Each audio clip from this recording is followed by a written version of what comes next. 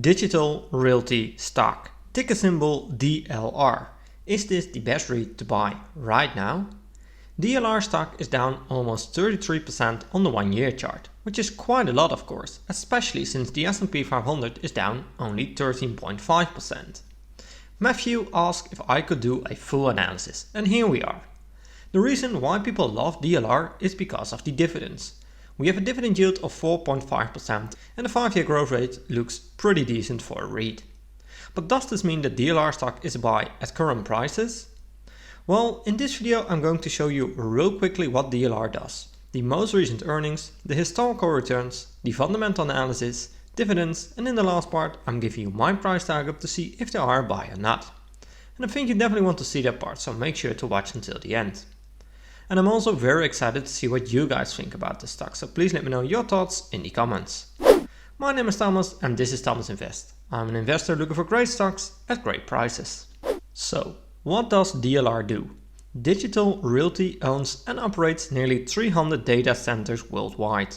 It has more than 35 million rentable square feet across 5 continents. In the most recent earnings, the 26th of October, we see that DLR missed on FFO by a small margin, but beat on revenue, also by a small margin. For the upcoming earnings, 13 analysts vote for a miss and only 2 vote for a beat. If we check the most recent earnings, we see that DLR reported a 5% increase in revenue year over year. Reported net income available to common stockholders of 0.75 per share in the third quarter 2022 compared to 0.44 in the third quarter 2021. DLR also reported FFO per share of 1.55 in the third quarter of 2022, compared to 1.45 in the third quarter of 2021. At last but not least, they have updated the 2022 core FFO per share outlook to 6.7 to 6.75.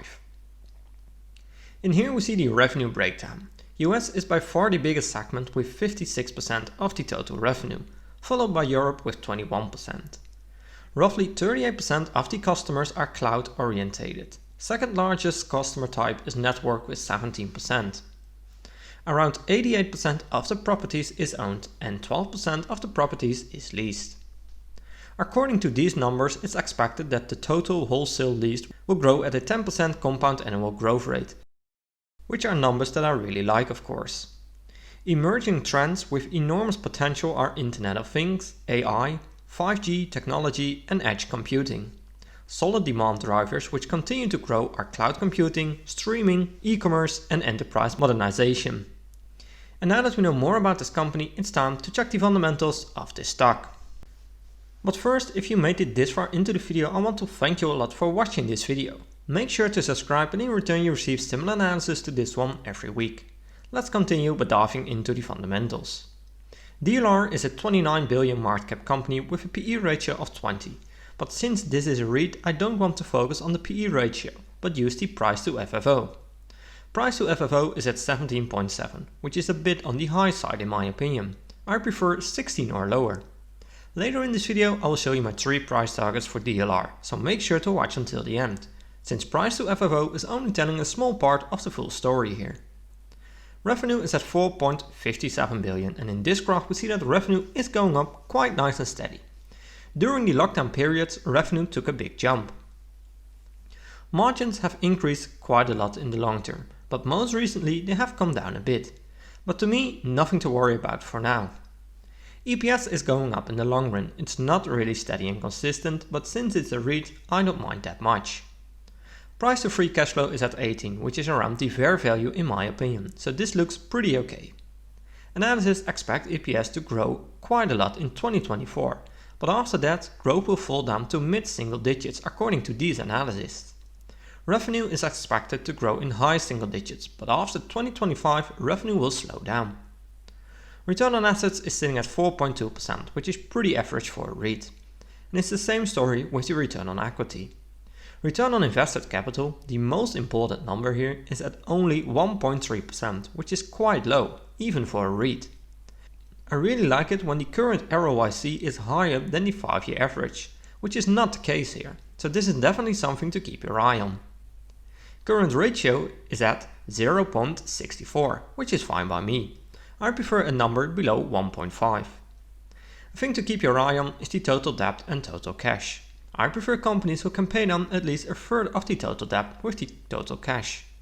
Right now, total cash is at 196 million. However, total debt is at 17 billion. This is something that worries me a bit. REITs tend to have higher debts in general, but it should always be at a healthy level. Definitely keep an eye on this one. So it's very important that free cash flow is growing, since this is used to pay down debt, do acquisitions, buy back shares and a lot of things. In this graph we see that free cash flow is growing since 2016 at decent levels, which comforts me a lot. From here it should increase even more to justify the current debt levels. And if we check the shares outstanding, we see that it's going up quite a lot in the past couple of years. Usually this is not a good sign, but REITs issue new shares to raise capital and grow the business, so I'm not worried that much about this number. Next up are the dividends. Dividend yield is sitting at 4.5%, which is a really good number in my opinion. Annual payout is at $4.88. The payout ratio displayed here isn't correct. Earlier in this video we saw that FFO is at 1.55, and if we divide $1.22, which is the quarterly dividend paid, by 1.55 we have a payout ratio of 78%, which is pretty average for a REIT. The 5-year average growth rate of the dividends is at almost 6%, which is pretty good for a REIT. DLR grew the dividends for 17 years in a row, which is quite impressive. Overall a great looking dividend scorecard. But does this mean that DLR stock is a buy at current prices? Well, let's check the 3 price targets that I created using the Everythingmoney software, which is one of the best tools out there. I'm using a low, mid and high assumption to get the 3 price targets, starting off with revenue growth. For the revenue growth I'm filling in 6%. For the mid assumption I'm filling in 8%, and for the high assumption I'm filling in 10%. For the profit margin I'm filling in 28, 30 and 32%. For the free cash flow margin I'm filling in 35, 36 and 37%. PE ratio is not the correct metric to use for a REIT, but we have to fill it in, so I'm putting in 16, 17 and 18. For the price to free cash flow I'm putting in the same numbers. My desired annual return is 12.5%, since I can get an easy 10% average annual return with owning an ETF. Right now, DLR stock is at $105. I hit analyze and we do see a few green numbers. I don't pay attention to the PE ratio, since this isn't a great way to value a REIT, so I'm only focusing on the discounted cash flow value. We have a low price target of $87, which is a big drop from the current stock price. A mid price target of $107, which is around the current stock price, and we have a high price target of $132. To me, the mid to high price target is the most justified here. That means, according to these numbers, DLR might be undervalued. My final conclusion on this stock is that I really like the business. There's a lot of potential and fundamentals look pretty decent. Dividends are also very nice and they know how to grow the dividends. On top of that, they have a proven track record. However, I would like to see the stock price to come down a bit, to have a higher margin of safety. For now, I'm just waiting and DLR is on my watch list. But remember to always do your own research and never fully trust on what I or other YouTubers say about the stock. I'm not a financial advisor and this content is just for entertaining purposes only. I hope you liked this video and I did bring some insights of the company to you. I would really appreciate a thumbs up and make sure to subscribe to get notified when I'm posting a new video. Thanks for watching and I will see you in my next video.